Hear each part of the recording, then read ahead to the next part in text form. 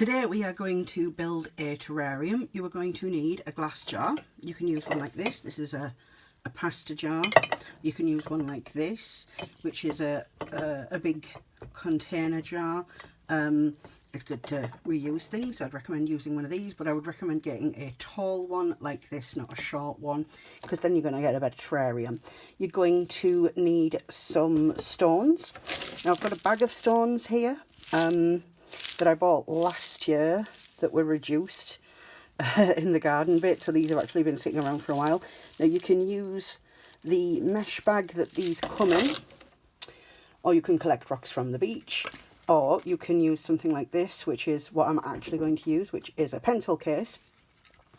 You're going to need some charcoal. If you've got a wood burner, it's very easy to get bits of charcoal. Oh no, we've run out. Luckily there are some bits on the ground. I'm going to salvage those. You're going to need some plants. You need a plant. These are pretty good because they'll grow anywhere, so let's try and get one with a root.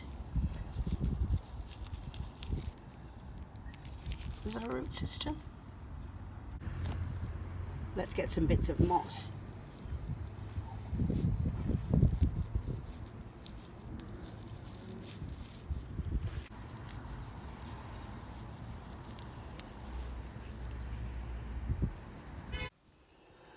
And I've bought this plant for the big jar.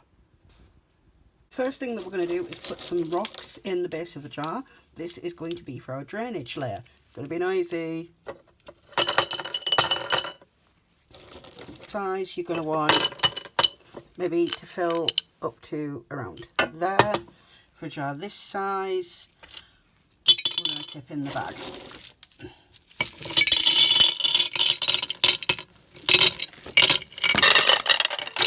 Whoops.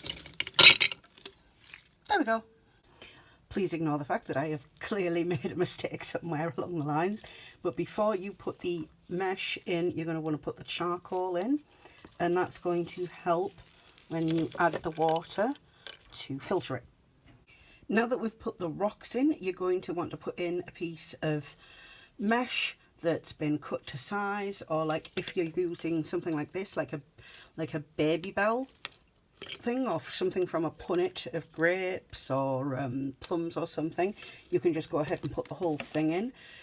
Because I've used this mesh stuff before, I've just cut it to size, and you're going to want to put that on top of the stone layer so that when you put the soil in, that's going to keep them separate.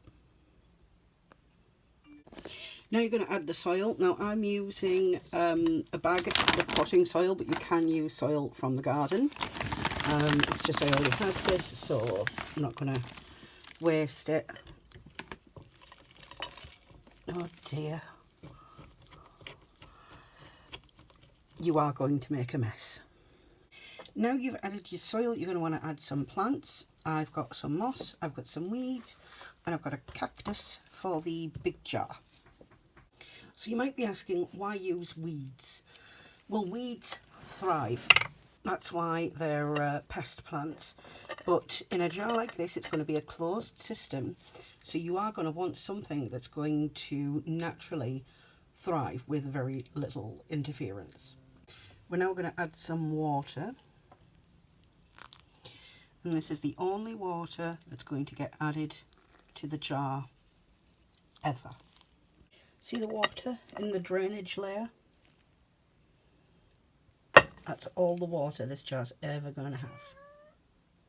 Now we're going to seal the jars, or put the lids on more accurately, because to really seal them, we're going to need some tape.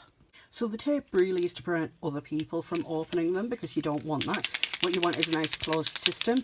But now we are going to take something like a Posca or a Sharpie, and we are going to write the date that it was sealed. So today is the 2nd of April 2020. And then we're going to do the same on the little one.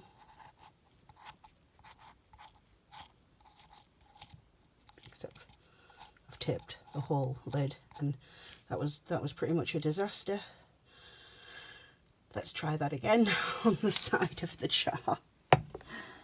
Here we go. The second of the 4th.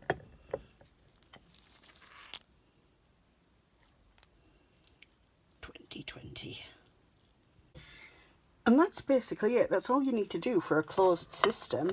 Now I'm going to put these by like a sunny window. I'm just going to leave them, and then somewhere down the line we will check back up on these and see how they've progressed.